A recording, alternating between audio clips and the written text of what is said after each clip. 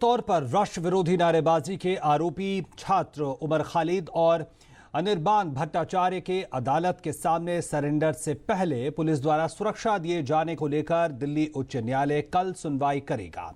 वहीं इस मामले में आरोपी जेएनयू के 5 छात्रों को गिरफ्तार करने के लिए दिल्ली पुलिस को निर्देश दिए जाने वाली याचिका पर अदालत सुनवाई करेगा। दूसरी ओर गिरफ्तार किए गए जेएनयू छात्र संघ के अध्यक्ष कन्हैया कुमार की जमानत याचिका पर दिल्ली हाईकोर्ट में कल सुनवाई होगी।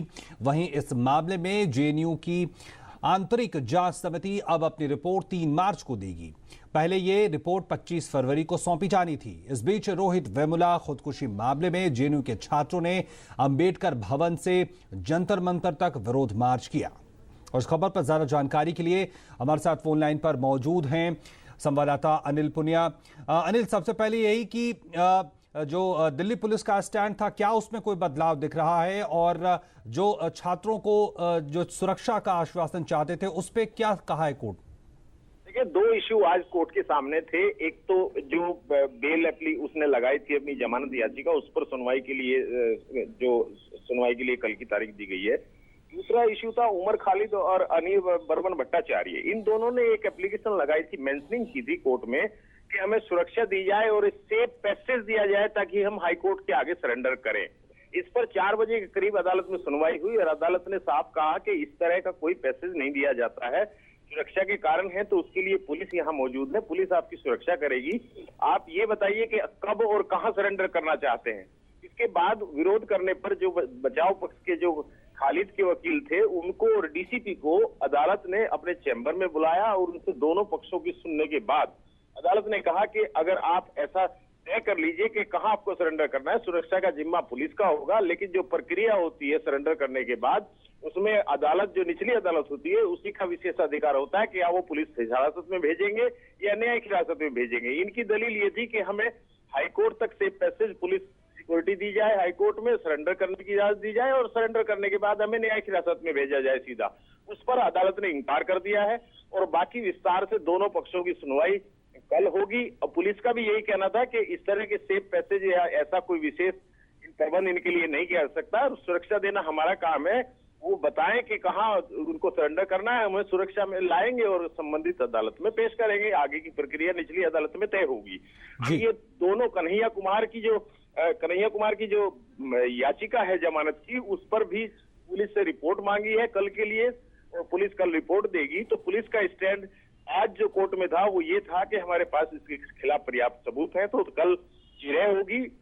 जो जमानत का मामला है कन्हैया का, उसमें पुलिस क्या कहती है और बचाव पक्ष क्या कहता है और रिकॉर्ड उन जो पेश किए जाएंगे वो क्या कहते हैं, उसके आधार पर अदालत तय करेगी। इस मामले में अदालत का रुख साफ था कि आपको ऐसा कोई सेफ पैसेज नहीं दिया जाएगा, सुरक्षा का जिम्मा पुलिस का है, पुलिस उसको सुरक्षा दे और विस्तार से कल फिर सुनवाई होगी जी। तो जो उमर खालिद और अनिर्बान भट्टाचार्य हैं, क्या अब पूरा जो दारोमदार है उन पे कि वो किस तरह से सरेंडर करते हैं, या कैंपस के जो प्रशासक हैं उन पे अब जिम्मेवारी आ गई कि पुलिस को इजाजत दें? ये मामला अब कहां पे दिखता है? देखिए, इसमें राजनीति है सीधी साफ तौर पर। होता ये है कि पुलिस जब पुलिस को किसी वारंट की या किसी की इजाजत लेने की जरूरत नहीं है, लेकिन पुलिस के साथ ये मुसीबत रहती है कि जब वो कन्हैया को गिरफ्तार करके लाई तब एक आक्रोश पटियाला हाउस के वकीलों में देखने को मिला और मारपिटाई और जैसा कि 15 तारीख को हुआ था। अब पुलिस फूक के इसलिए कदम रखती है कि कहीं अगर जेएनयू में घुस के उनको पकड़ने की कोशिश करे तो कहीं मामला और ज्यादा तूलना पकड़े। क्योंकि राजनीति इसमें घुस जाती है तो राजनीति के कारण जो जेएनयू प्रशासन है उस पर भी दबाव रहता है, वो भी अपनी कमेटी बनाता है। इस तरह का होता नहीं है। ये पुलिस अगर कोई वांछित अपराधी है उसको जहां चाहे उसको पकड़ सकती है पुलिस, लेकिन ये चूंकि इसमें नारेबाजी और इसमें धरना प्रदर्शन और राजनीतिक पार्टियां कूद आती हैं, इसलिए पुलिस को थोड़ा सा फूक के कदम रखना पड़ता है। और चूंकि अदालत में मामला आ जाता है तो एक सेफ चीज दोनों तरफ से अदालत में पुलिस को ये मिल जाती है कि अदालत के मामले पर या दिशा निर्देश पर उनको सहारा मिल जाता है और धरने प्रदर्शन या नेता नगरी पे भी उनकी बोलने की क्षमता कम हो जाती है क्योंकि अदालत के निर्देश होते हैं। तो दोनों तरफ से ये चाल चली जा रही है कि जो पिटिशनर है वो भी सोचते हैं कि शायद तुम सेफ पैसेज मिल जाए, उधर पुलिस का पक्ष रखते हैं तो अदालत उसको भी सुनती है। अब कल क्या निर्देश देगी उस पर काफी साफ हो जाएगा।